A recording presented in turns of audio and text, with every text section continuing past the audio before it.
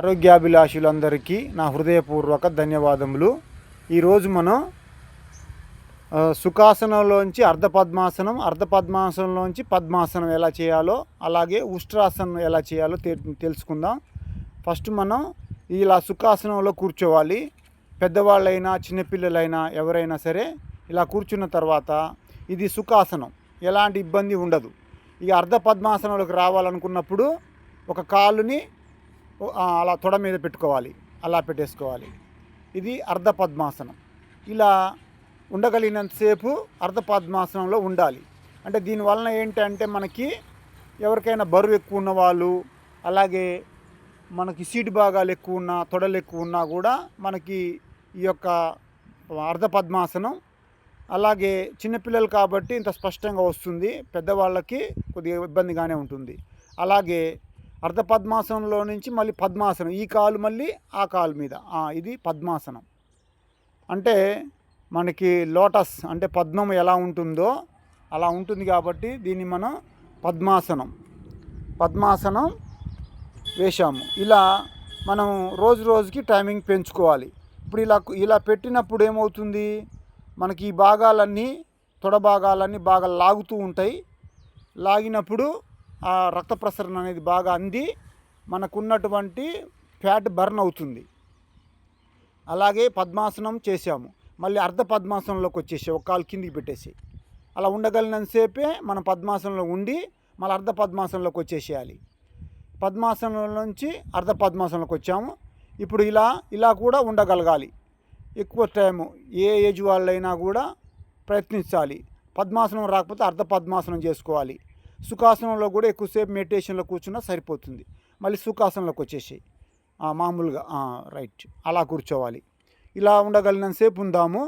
ఇప్పుడు వచ్చేసి మనము నడుము నొప్పికి, మెడ నొప్పికి, థైరాయిడ్ గ్లాండ్ యాక్టివేట్ కావడానికి మనము ఉష్ట్రాసన్ అంటే ఒంటె ఎలా భంగిమ పెడుతుందో అలా చేస్తే మనకి నడుము నొప్పి తగ్గుతుంది, మెడ నొప్పి తగ్గుతుంది, అలాగే థైరాయిడ్ గ్లాండ్ కూడా యాక్టివేట్ అవుతుంది. అది ఎలా చేయాలో ఇప్పుడు తెలుసుకుందాం. ఇప్పుడు వచ్చేసి నువ్వు వజ్రాసనంలోకి వచ్చేసి అలా వచ్చేసిన తర్వాత రెండు కాళ్ళను అలా వి షేప్లో కూర్చోవాలి. ఆ కాళ్ళని వెరీ గుడ్, అలాగా చేతుల్ని ముందు పెట్టేసుకో. ఇది వజ్రాసన్. ఇప్పుడు మన రెండు కాళ్ళు చూడండి వి షేప్లో, అంటే మనకి బొటన వేళ్ళు రెండింటిని ఇట్లా వి షేప్లో వస్తుందన్నమాట. ఆ వి షేప్లో ఉంటుంది. ఇలా ఉండగలిగినంతసేపు మన వజ్రాసనంలో ఉండాలి. దీన్ని కూడా ఒక ఆసనం కింద ఉంచుకొని మనం హాఫ్ అన్ అవర్ ఉండొచ్చు. ఇందులో రోజు టైం పెంచుకున్నట్లయితే మనం హాఫ్ అన్ అవర్ దాకా ఉండొచ్చు. అయితే ఈ పద్మాసనంలో ఉండగలిగినంతసేపు ఉండి నిదానంగా పైకి లేవాలి. మనం ఇప్పుడు ఉష్ట్రాసనం చేస్తున్నాం. కొద్దిగా ఇంకా పొట్టని కొద్దిగా ముందు కనమ్మా, రైట్ అలా పట్టేసుకో. కాళ్ళని పట్టి తలని వెనక్కి వాల్చాలి. అలాగా ఉష్ట్రాసన్. అయితే ఫస్ట్ ఏం చేయొచ్చు అంటే రెండు చేతుల్ని ఒకేసారి ఇలా చేయకుండా మళ్ళీ వజ్రాసనంలోకి వచ్చేసి మళ్ళీ మామూలుగా అట్లా వచ్చేసి ఇప్పుడు ఏం చేస్తావంటే రెండు చేతుల్ని నడుము దగ్గర పెట్టేసుకో, పైకిలే. ఇప్పుడు అలా బెండ్ చేయండి, తలని వెనక్కి వాల్చు. ఇది ఏంటంటే ఫస్ట్ టైం మనం ఒకేసారి అర్ధ ఉష్ట్రాసన్ సగం చేస్తున్నాం కాబట్టి అర్ధ ఉష్ట్రాసన్ అలా ఉండగలిగినంతసేపు ఉండాలి. తర్వాత ఏం చేయొచ్చు, మనం ఒక చేతిని నడుము మీద ఉంచి ఇంకొక చేతిని కాలు పట్టుకోవాలి.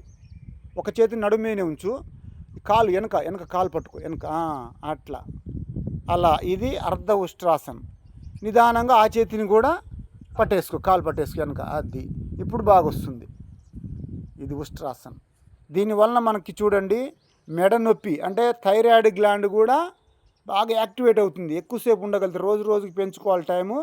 మెడ నొప్పి తగ్గుతుంది, నడుము నొప్పి తగ్గుతుంది, థైరాయిడ్ గ్లాండ్ యాక్టివేట్ అవుతుంది.